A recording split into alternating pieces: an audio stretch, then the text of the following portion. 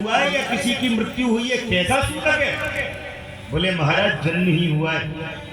किसका जन्म हुआ है? बोले मेरे यहाँ गरीबी का जन्म हुआ है, और जब से इस गरीबी का जन्म हुआ है ऐसा सूतक मेरे घर में लगा है महाराज। 3 दिन हो गए मेरे घर का चूल्हा नहीं जला।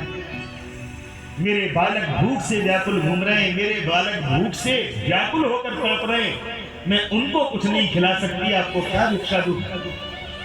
ये महात्मा कोई और थोड़े ही स्वयं श्री कृष्ण थे। बोले देवी तुम सुदामा की धर्मपत्नी हो? बोले हाँ। तुम अपने पति को नहीं जानती।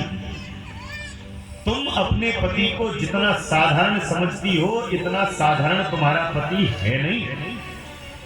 तुमने कृष्ण का नाम सुना है द्वारकानाथ का? बोले किसने नहीं सुना होगा? अरे द्वारकानाथ को कौन नहीं जानता, सब जानते हैं। इतने बड़े राजा, सोने की जिनकी नगरी। बोले वो इतने बड़े राजा जिनकी सोने की नगरी है, तुम्हारे पति के सगे मित्र हैं, खास मित्र हैं। लंगोटिया यार है, बचपन में एक संग पढ़े। सुशीला को बड़ा आश्चर्य हुआ। अच्छा,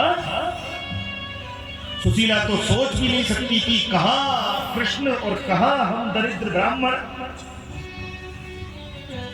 देवी आज जाना और अपने पति से बोलना कोई डरने की आवश्यकता नहीं है, कोई संकोच करने की आवश्यकता नहीं है। एक बार द्वारका चले जाएं, अपने मित्र से मिले आवें। अरे वो तो बड़े दीन बंधु हैं, बड़े करुणा वत्सल हैं, वो सब गरीबी दूर कर देंगे। तुम्हारे जीवन से सर्वदा के लिए दुख चला जाएगा। इतना कहकर के भगवान तो चले गए, लेकिन सुशीला अपने पति के स्वभाव को भली भांति जानती है। मेरा पति इतना संतोषी ब्राह्मण, मेरा पति इतना, मैं इसको यदि ये कहूंगी कि तुम द्वारका चले जाओ और द्वारका जाकर के कृष्ण से कुछ ले आओ, तो मेरा पति जीवन में नहीं जाएगा। आज सुशीला पास में बैठी और पास में बैठकर सुदामा जी से बोली स्वामी। हाँ सुशीला बोलो। बोले आज मैंने जो सुना है क्या वो सच है? क्या सुना देवी तुमने? बोले हमने सुना है कि द्वारिकानाथ तुम्हारे खास मित्र हैं। इतना सुनते ही तो सुदामा की आंखों में जो आंसू छलके, झरझर आंसू बहने लगे। आंसू बहते हैं, कुछ बोल नहीं पाते। बोले देवी तूने किसका नाम ले दिया? कहां से मालूम हुआ? बोले एक महात्मा जी आए थे, वो बता रहे थे कि सुदामा आपके पति कन्हैया के खास मित्र हैं। बोले हाँ ठीक सुना, और केवल मित्र ही नहीं, मेरा छोटा भैया है। जब हम गुरुकुल में पढ़ते थे ना, मैं ब्राह्मण बालक था, वो क्षत्रिय बालक था, बहुत उद्यमी था। समय पर जब मंत्र याद करके गुरुजी को नहीं सुनाता था तो गुरुजी पिटाई लगाते, फिर मैं रात भर जग करके कन्हैया को मंत्र याद कराता था। मैं उसको भूला हुआ पाठ याद कराता था। सुशीला बोली तुम्हारा मन नहीं होता कि मैं अपने मित्र से कभी मिलकर आऊं? तुम्हारा कभी मन नहीं होता कि मैं अपने मित्र से कभी भेंट कर आऊं? सुदामा बोले देवी तुझे क्या लगता है मेरा मित्र मुझसे दूर है? अरे मिला तो उससे जाता है जो हमसे दूर होता है। मैं जब नेत्र बंद करके माला संभालता हूं, वो कन्हैया मेरी बगल में ही बैठा होता है, तो मुझसे दूर ही नहीं है।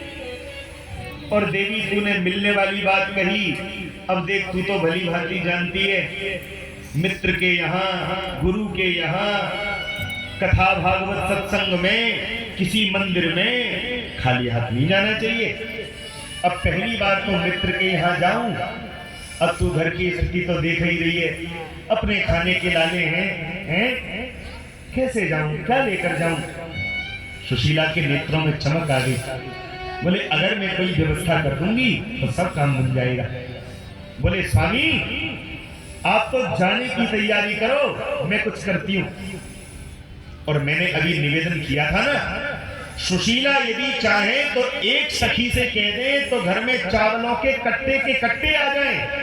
लेकिन आज सुशीला एक सखी के यहाँ नहीं, सुखदेव भगवान लिखते हैं, या चित्वा चतुरो मुष्टिन विभ्रान प्रथुकतण्डुलान्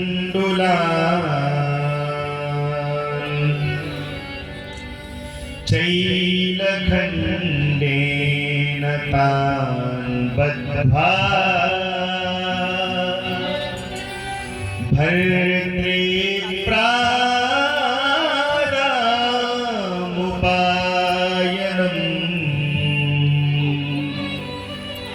प्रेम से बोलो राधे राधे। आज सुशीला 4 घरों में गई। क्यों? क्योंकि अपने पति के स्वभाव को जानती है। ये जाएंगे, कन्हैया पूछेंगे और मित्र सुदामा कैसे हो, तो ये झूठ से ही बोलेंगे लाला बहुत आनंद है। और मुख तो लगे संसार में सबसे ज्यादा कोई सुखी है तो हम ही है। लेकिन कन्हैया को कैसे पता चले कि इसके घर की क्या दुर्दशा है। मन में सोचा 4 घरों से चावल लाऊंगी। क्यों? क्योंकि 4 घरों के चावल 4 तरह के होंगे। कहीं के छोटे चावल, कहीं के बड़े चावल, कहीं के टूटे, कहीं के साबुत। और जब कन्हैया उन टूटे फूटे चावलों को देखेंगे वो समझ जाएंगे, अरे जिसके घर में 4 मुट्ठी चावल भी एक जैसे नहीं हो उसके घर की क्या दुर्दशा होगी।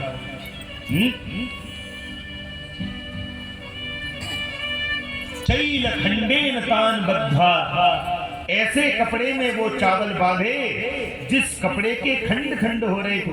तमाम जगह से कपड़ा फटा हुआ था। और उन पोटली को लेकर के सुदामा से कहा, जाओ आप द्वारिका जाओ। आज सुदामा ने सुशीला को देखा, नेत्र भर आए और नेत्र भर के कहा, सुशीला भगवान तेरे जैसी धर्म पत्नी तो सबको दे। क्यों? बोले धर्म पत्नी तो वही श्रेष्ठ होती है जो अपने पति को भक्ति के मार्ग पर चलावे, भगवान की ओर भेजे। आज तू मुझे कृष्ण की ओर भेज रही है, कन्हैया से मिलने के लिए भेज रही है। भगवान तेरे जैसी पत्नी सबको दे। प्रेम से बोलो राधे राधे। चले सुदामा, दुर्बल शरीर है, हाथ में लकड़ी लगी हुई है। आज लकड़ी टेकते टेकते आगे बढ़ रहे हैं और जो ख्यालों में डूब जाते हैं। 80 साल के हो गए हम, बुढ़ापे का शरीर। बचपन में कन्हैया मिला था तब तो बालक था, अब तो वो भी बड़ा हो गया होगा, कैसा दिखता होगा। अपने मित्र के ऐसे ऐसी बातें याद आती हैं कि सुदामा भाव भोर हो जाते हैं। पैरों में छाले पड़ गए, फफोले पड़ गए, छाले फूटते हैं और खून बह चलता है। पूरे रास्ते में खून के निशान बन जाते हैं। और सच कहूं तो मन में केवल एक ही आशा, न भूख लगती है न प्यास लगती है, जिंदगी अब तो उदास लगती है। कैसे आऊं मैं द्वारिका तेरी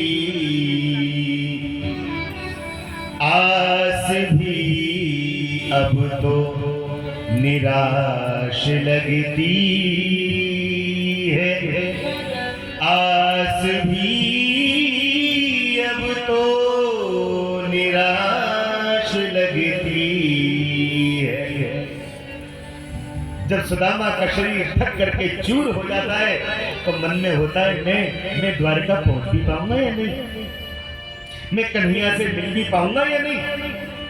ऐसा कांटा चुभता है कि राम से धरती पर गिर जाते हैं और मानो सुदामा के पैरों के छाले ही सुदामा से पूछने लग जाते हो।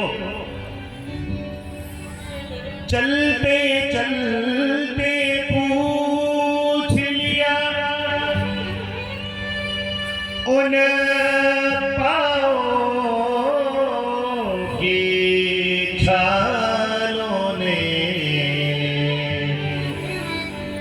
बस्ती कितनी दूर बसा ली, दिल में बसने वालों ने बस्ती कितनी दूर बसा ली, दिल में बसने वालों ने। मानो पैरों में पड़े हुए फफोले पूछ उठते हैं, अरे सुदामा, जो सबके दिलों में रहता है वो आज कहां जाकर के बस गया, कितनी दूर जाकर के बस गया वो। एक बात बोलो, आदमी विश्वास करे, भगवान एक क्षण भी अपने भक्तों से दूर नहीं होते। बड़े ध्यान से सुनना, सुदामा जी जा रहे हैं, दिख नहीं रहे, भगवान संग संग चल रहे हैं, संग संग। हाँ, अरे भगवान की तो प्रतिज्ञा ही है कि जो तू आवे एक पग तो मैं आऊं पग 60, जो तू कर रो काठ सो मैं लोहे की लाज। जी विश्वास करे। सुनो, एक गुरुजी थे, बड़े ध्यान से सुनना। गीता में भगवान ने एक श्लोक बोला है, अनन्याश्चिन्तयन्तो माम ये जनाः पर्युपासते तेषां नित्याभियुक्तानां योगक्षेमं वहाम्यहम्। अर्थात भगवान कहते हैं, अर्जुन, जो प्राणी अन्य की चिंता छोड़कर, दोहरा चरित्र नहीं चलेगा, मेरे सामने भी मांगे और लोगों से भी मांगे, ऐसा नहीं। अनन्याश्चिन्तयन्तो माम, जो अन्य की चिंता छोड़कर केवल मेरे भरोसे रहता है, केवल मेरे भरोसे, तेषां नित्याभियुक्तानां योगक्षेमं वहाम्यहम्। मैं नित्य उसकी व्यवस्था करता हूं, मैं नित्य उसका ध्यान रखता हूं, उसको अपनी व्यवस्था करने की कोई चिंता नहीं करनी होती, मैं सब व्यवस्था कर लेता हूं। प्रेम से बोलो राधे राधे। तो गुरुजी को गीता के इस श्लोक पर बड़ा विश्वास था। बड़े ध्यान से सुनना। तो गुरुजी क्या करते? बोले गुरुजी कभी भी कल की कोई व्यवस्था नहीं करते, कोई व्यवस्था नहीं। एक विद्यालय है, थोड़ी दूर गुरुजी का घर है, सेठ साहूकार आते, विद्यालय में भंडारा करा जाते, थोड़ा बहुत भोजन बचता भी तो बालक बोलते, गुरुजी कल को। अरे नहीं बेटा, कल किसने देखा है? भगवान के भरोसे रहना चाहिए, भगवान की प्रतिज्ञा है। जो भगवान के भरोसे रहते हैं उनकी रोज की व्यवस्था भगवान करते हैं। जो कुछ बचा है जाओ बांटे आओ, गरीबों में बांटे आओ, कल के लिए कुछ नहीं बचाना। ऐसा विश्वास गुरुजी का कि रोज उनकी व्यवस्था भगवान करते। पर भैया कभी कभी भगवान की परीक्षा लेते। एक दिन दिवाली आई,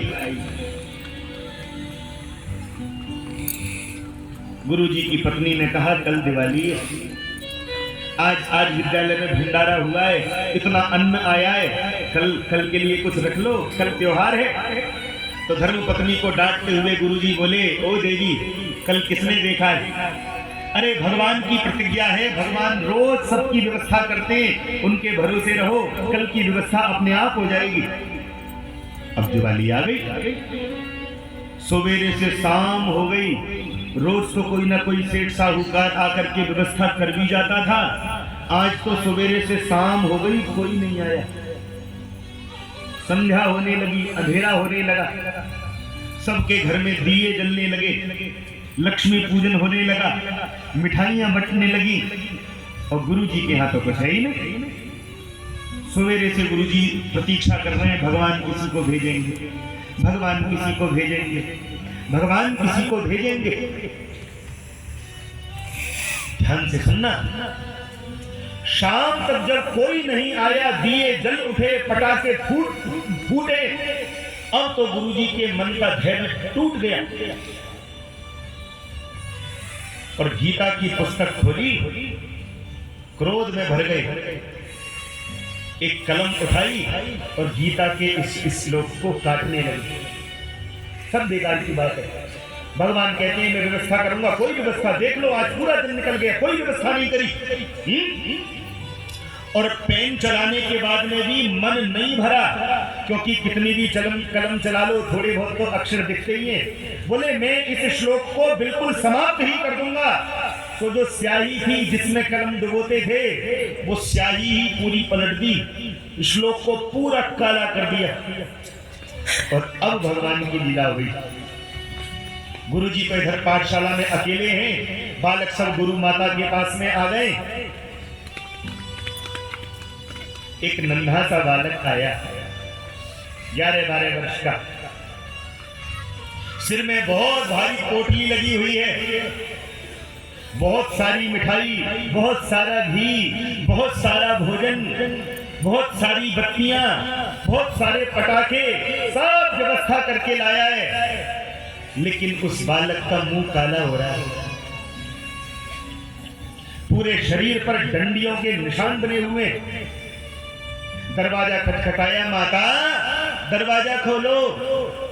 गुरु माता ने दरवाजा खोला, देखा एक युवा बालक इतने सुंदर पोटली लेकर के, वस्त्र भरे हैं, मिठाई, पोशाक, धन, सब सामान है। बोले बेटा कौन हो? बोले माता मैं गुरुजी का एक शिष्य हूं।